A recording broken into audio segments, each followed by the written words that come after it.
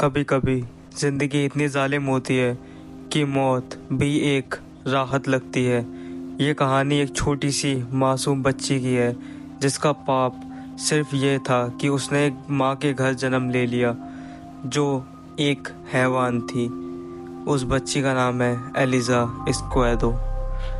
Hello दोस्तों, स्वागत है आप सबका मेरे इस यूट्यूब चैनल पर जहां मैं आपको अपने दिल और दिमाग दोनों से कहानी सुनाता हूं। आज हम बात करने वाले हैं एक ऐसी कहानी, सच्ची कहानी, एक लड़की की स्टोरी जिसको हम बैड पेरेंटिंग, मतलब एक ऐसे पेरेंट्स जिन्हें पेरेंट करना नहीं आया बच्चों को, उसकी कहानी के ऊपर बात करने वाले हैं। बहुत ही ज़्यादा इमोशनल, और अगर आप कमज़ोर दिल के हो या फिर आप जल्दी रो जाते हो तो ये वीडियो मत देखना, क्योंकि ये बहुत ज़्यादा पेनफुल होने वाली है आने वाले समय में। तो अगर आप यहीं हो, टिके हुए हो, तो चलिए फिर शुरू करते हैं ये कहानी आगे। एलिज़ा का जन्म 1989 में न्यूयॉर्क सिटी के ब्रुकलिन में हुआ। एक प्यारा मुस्कुराता हुआ चेहरा, जैसे किसी फरिश्ते का रूप। लेकिन किसको पता था कि सब कुछ बदलने वाला है। उसके पिता कार्लोस एस्क्वेदो ने उसे बड़ा प्यार दिया, बहुत प्यार से रखा उसे, मगर सब कुछ बदल गया जब 1993 में कार्लोस, मतलब उसके पिता की, कैंसर से देहांत हो गया। उसके बाद से एक ऐसा पड़ाव आया उसकी ज़िंदगी में जो केवल वो नहीं, पूरी दुनिया नहीं भूल सकती। उसके बाद, देहांत के बाद, उसकी माँ अविल्डा लोपेज को कस्टडी दे दी, जो एक ड्रग एडिक्ट थी, एक मेंटली अनस्टेबल और ऑलरेडी पूरे फक्ड अप ब्रेन और माइंडसेट वाली औरत, जो एब्यूजिव भी थी वुमेन। उसको कोर्ट ने कस्टडी दे दी एलिज़ा की, और जो उसके रिलेटिव्स थे उन्होंने भी कई बार मना करा और कोर्ट में भी अपील करी कि प्लीज़ इस औरत को उसकी कस्टडी मत दो, लेकिन सिस्टम ने वो सब बातें इग्नोर कर दी और इसका भुगतान उस छोटी सी बच्ची को भुगतना पड़ा। मेरा दिल दहल जाता है जब भी मैं इसके बारे में पढ़ता हूँ। 1994 से लेके 1955 तक एलिज़ा हर दिन, हर रात, हर घंटे, हर मिनट एक जीता जागता नरक जीती रही, और वो बस सहती ही रही जो भी उसके साथ हो रहा था। उसके चेहरे और शरीर पर हर रोज़ नए निशान पड़ते, हर दिन नया टॉर्चर, हर दिन नई तरीके की सज़ा, वो बिना किसी गलती के। उसे सड़े हुए गंदे कपड़े खिलाए जाते, ह्यूमन मीट खिलाया जाता उसे ज़बरदस्ती, और अमोनिया मिला हुआ पानी पिलाया जाता उसे। और मुझे ये बताते हुए भी थोड़ी शर्म आ रही है और बहुत ज़्यादा अजीब लग रहा है बताते समय कि उस छोटी सी बच्ची प्राइवेट पार्ट्स पर हेयर ब्रश और टूथब्रश से टॉर्चर करा जाता था। इवन थोड़ा ये बोलना थोड़ा अजीब है, लेकिन उसको पूरी तरीके से समझिए टॉर्चर करा जाता था। और उसके सर को कंक्रीट की वॉल पर मारा गया बार बार, और जब ज़मीन पर पड़ी रहती तो उसकी माँ उसके बालों से घसीट कर उसे पूरा फ्लोर का पोंछा लेती। जैसे वो गिर गई तो उसके बाल पकड़ के पूरे फ्लोर पर घसीटती उसे साफ करने के लिए उस फ्लोर को। मेरा दिल दहल गया था ये सुनकर, और मैं समझ में नहीं आता कि मैं क्या करूँ। कोई इतना ज़्यादा हैवान कैसे हो सकता है अपनी खुद की बच्ची के साथ, वो भी इतनी मासूम बच्ची। और आपको जान के हैरानी होगी, एलिज़ा बस 6 साल की थी, एक प्यारी मुस्कुराती हुई छोटी सी बच्ची, लेकिन उसकी ज़िंदगी में प्यार की जगह सिर्फ दर्द, भूख और बहुत सारा ही दर्द लिखा था। उसका पहला साल बिल्कुल नॉर्मल था, क्योंकि उसके पापा कार्लोस एस्क्वेदो उससे प्यार करते थे, जैसा मैंने आपको बताया कि उन्होंने उसे बहुत प्यार दिया। लेकिन जब उनकी मौत हुई तब उसे एक औरत ने रखा जो बिल्कुल ही मॉन्स्टर थी। पहले तो उसे स्कूल से निकाल दिया गया।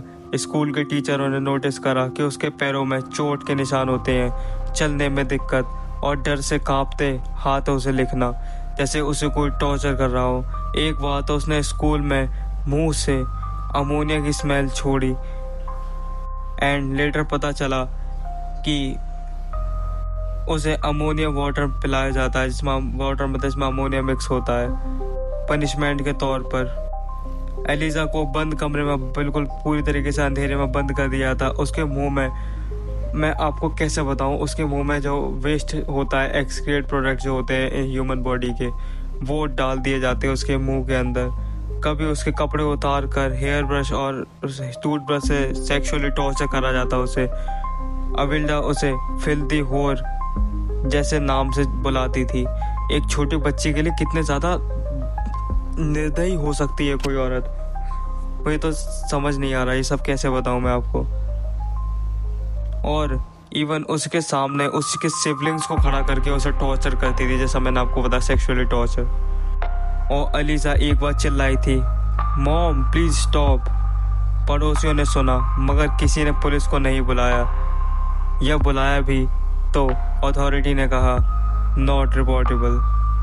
और फिर ऐसा ही चलता रहा बहुत सालों तक। लेकिन फिर एक दिन हर चीज़ का एंड होता है, लेकिन इस बार एंड बुराई का नहीं हुआ।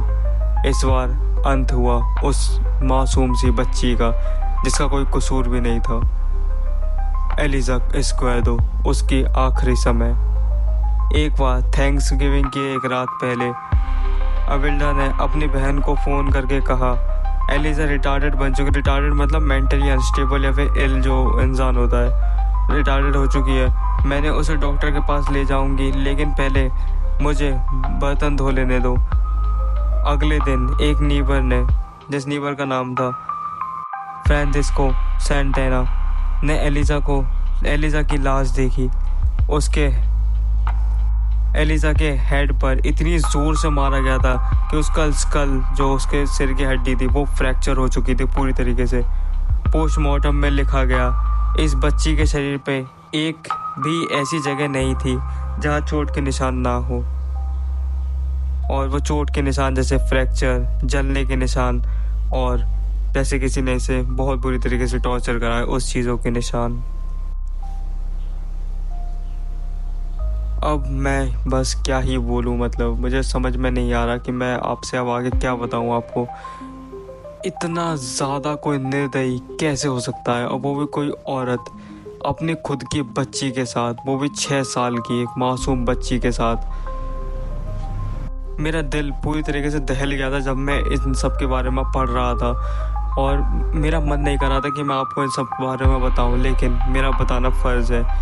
और आपको जान के हैरानी होगी कि ये भी कुछ नहीं है, ऐसे ऐसे केसेस पढ़े हैं इस दुनिया में, मैंने ऐसी चीज़ें पढ़ी हैं। अगर आप चाहें तो मैं उसके बारे में वीडियो ला सकता हूँ। और मेरा मेन मोटिव ये वीडियो लाने का कि मैं चाहता हूँ उस एलिजा को जस्टिस मिले। क्या आप सोच सकते हैं एक माँ अपने हाथों से अपनी छोटी सी बच्ची को टॉर्चर करे और सिस्टम बस देखता रहे? इससे ज़्यादा फक्ड अप सिस्टम क्या हो सकता है? लानत है इस सिस्टम पर। कोर्ट के पास 10 से भी ज़्यादा कंप्लेंट्स थी। टीचर ने, पड़ोसियों ने, फैमिली ने, सब ने चिल्ला कर वार्निंग दी थी और वार्न करा था उन्हें कि कोर्ट को कि ये सब सही नहीं हो रहा, इसका कुछ बहुत गलत असर हो सकता है। लेकिन सिस्टम हर बार फेल हुआ। एलिजा की मौत के बाद न्यूयॉर्क ने कुछ लॉज बदले, CPS रिपोर्टिंग स्ट्रॉन्ग की गई, लेकिन क्या ये सब इनफ था? क्या एलिजा के लिए जस्टिस मिला कभी?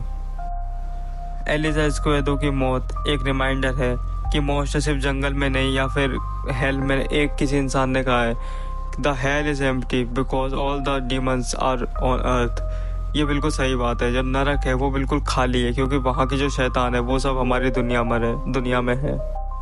कभी कभी वो माँ का रूप में आपके घर में अंदर होती है, और जब सिस्टम सो रहा होता है तब एक बच्ची हर रात अपने ही घर में चिल्लाती है और कोई नहीं सुनता, और रहता है बस एक सन्नाटा। एलिजा एस्क्वेडो, तुम्हें हम कभी नहीं भूल सकते। तुम्हारे लिए आवाज़ उठाएंगे। तुम्हारी कहानी एक सबक है इंसान के लिए, और कहानी जिसे कहना भी मुश्किल है ये और सुनना भी। इसको सुनाना भी बहुत मुश्किल रहा मेरे लिए, और इसके बारे में पढ़ना भी, इवन आपके लिए सुनना भी शायद मुश्किल रहा होगा। तो अब मेरे पास इसके लिए बचा नहीं है कुछ बताने के लिए। छोटी सी बच्ची की हत्या, वो भी टॉर्चर करने के बाद। सो गाइस, आज की वीडियो यहीं तक थी। आशा करता हूँ कि आपको ये वीडियो थोड़ी सही लगी होगी। वैसे सही लगने वाली वीडियो तो नहीं थी। मैं चाहता हूँ इस लड़की को जस्टिस मिले, तो इस वीडियो को ज़्यादा से ज़्यादा शेयर करें। अगर ये वीडियो वायरल हुई तो उस लड़की को शायद जस्टिस मिल सकता है, और हम ऐसे ही और किसी लड़की को जस्टिस दिला सकते हैं। तो फिर कोई और एलिजा ना मरे उससे पहले वीडियो को शेयर ज़रूर करना, लाइक करना और मेरे चैनल को सब्सक्राइब ज़रूर कर लेना यार, क्योंकि मैं ऐसे ही आपके लिए कंटेंट लाता हूँ और आप चेकआउट कर सकते हैं मेरे प्रीवियस वीडियो, बहुत ही ज़्यादा इंटरेस्टिंग है वो वाली वीडियोस। तो फिर तब तक के लिए अपने सावधान रहिए और अपना ध्यान रखिए। मिलते हैं अगले वीडियो में। Good night, bye.